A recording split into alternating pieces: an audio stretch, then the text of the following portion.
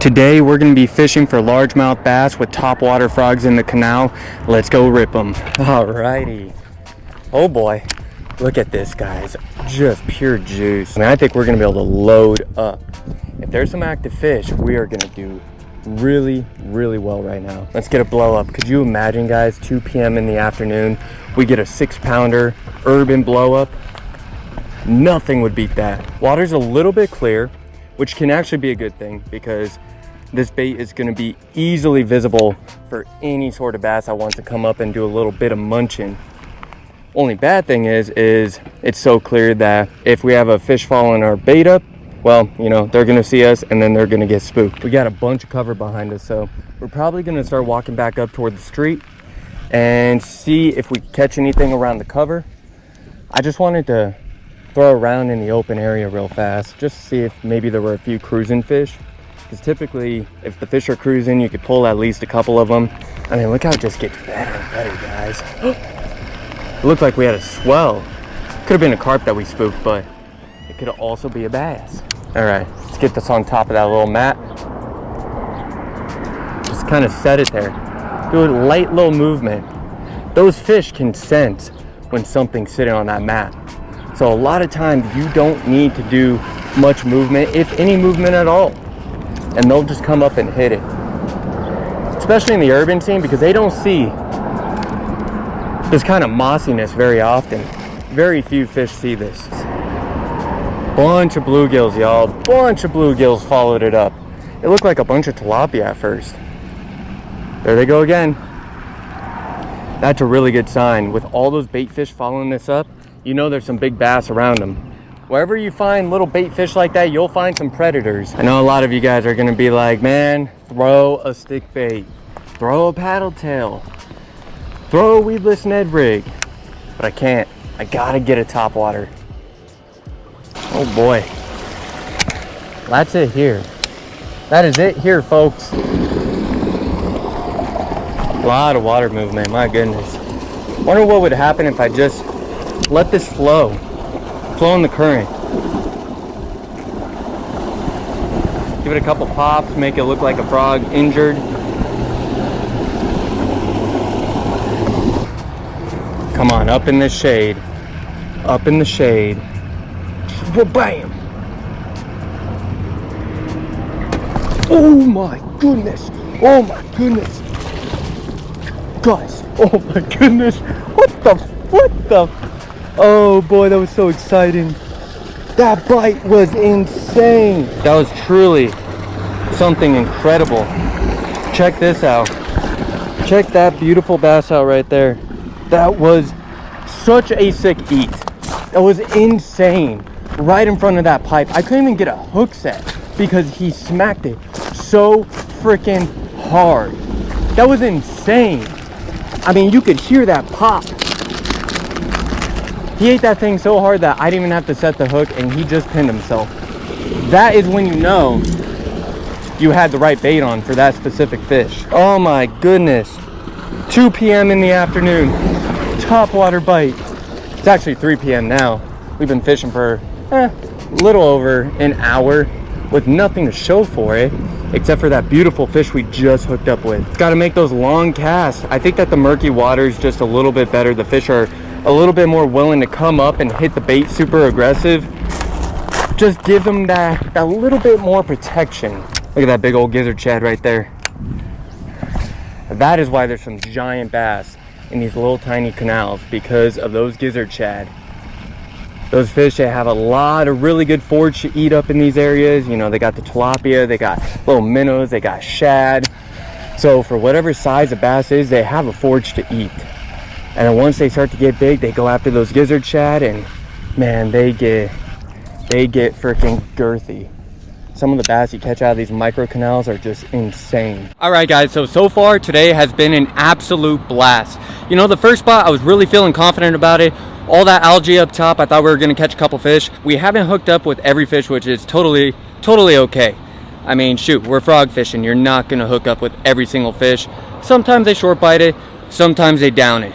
But nonetheless, we're catching fish, we're getting bites. And this goes to show, we've only been out for about an hour and a half. And that just shows that You don't need to make a big old production to go out and catch some fish. So shoot, we'll see you at the next spot. All right, let's see if we can stick a fish real quick. I'll be honest, guys, you're not allowed to fish at this canal, but it is just too juicy to not give a shot, you know? When something looks so good, you gotta make a couple casts. You know, typically there's a bunch of junk floating in the water at this little canal spot, but it's not looking like that's a thing anymore. Oh, that was a good fish. Oh my goodness. Oh my goodness. Oh my goodness, man, all these freaking carp carcasses. Yo, that was a big one. That was a big one. I couldn't get a hook set.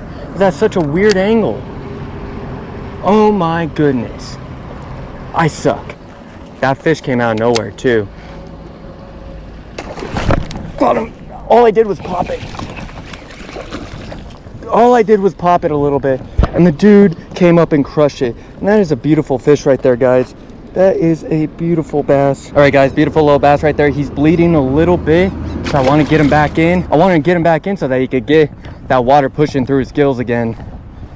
He's barely pinned in the gill plate, not too bad, but because of how he was pinned, it was partially on the gill as well. That dude freaking cranked it. That was insane, y'all. Absolutely insane. All right. GoPro keeps overheating. It is that summertime here in Arizona. Just kind of pop it. That's all I was doing, was literally just this. It's kind of bumping it on the top portion of the water column.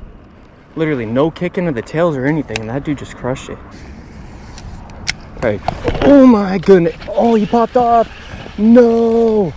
No, that 4-inch frog is just a tad bit too big. They want the frog, y'all. They want the frog. They want to slurp up a little froggy. Get a nice long cast. Get that thing thumping. Cover a lot of water. Maybe luck out with a giant. There are some giant bass up in these systems. These fish are going to be sitting up in any sort of little shade pocket, any crevice to stay a little bit cooler. Let's see. Come on, come on, come on. I'll tell you what, the 4-inch frog has a lot more weight on him, just as I suspected. Oh boy, look at that thrashing of the bass. Oh, so exciting. So exciting. Man, I'll tell you what, these fish are so feisty.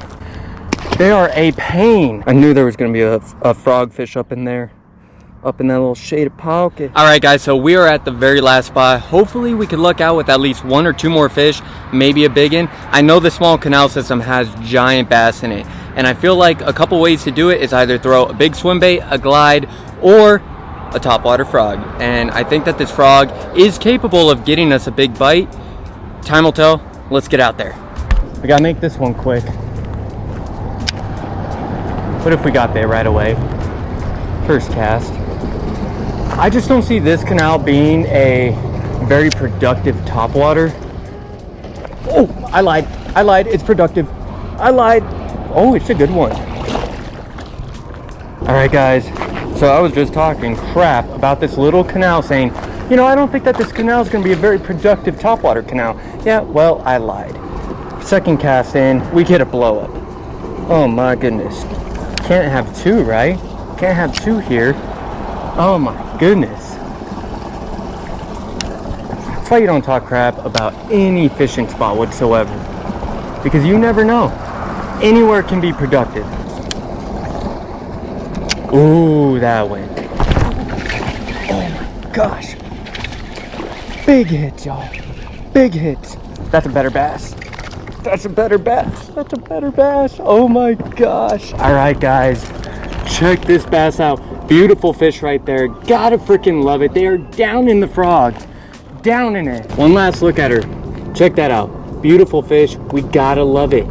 Gotta love this stuff. This is why we come fishing. Get in there, girl. Frog's working right now, y'all. And I bet a walking frog, a popping frog, a buzz bait, a popper, walking bait, all topwater would work right now.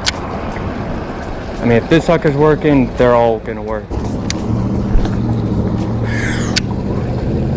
Oh!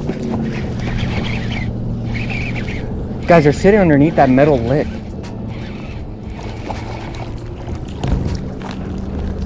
Yet another little bass right there. Gotta love it. So much fun. Man, they're feisty fish.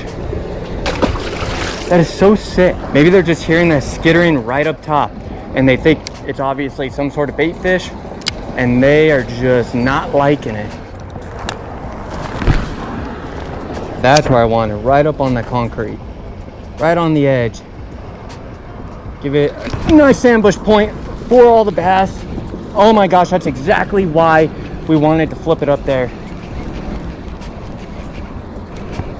It's a good one. Guys, check this out. An absolute little stud. An absolute stud right there. Look at this little football. Dude's got great genetics. That is freaking gnarly. We gotta love that, guys. All right, guys, one last look at this girl. Beautiful bass. We gotta love catching beautiful fish like that. I casted that exactly where I wanted it, right on the edge of the concrete, so that it's a perfect ambush point for a bass like this to just crush it and absolutely get it down the goalie. Let's get her in. Thank you for the bite. That was so sick. I don't want to stop.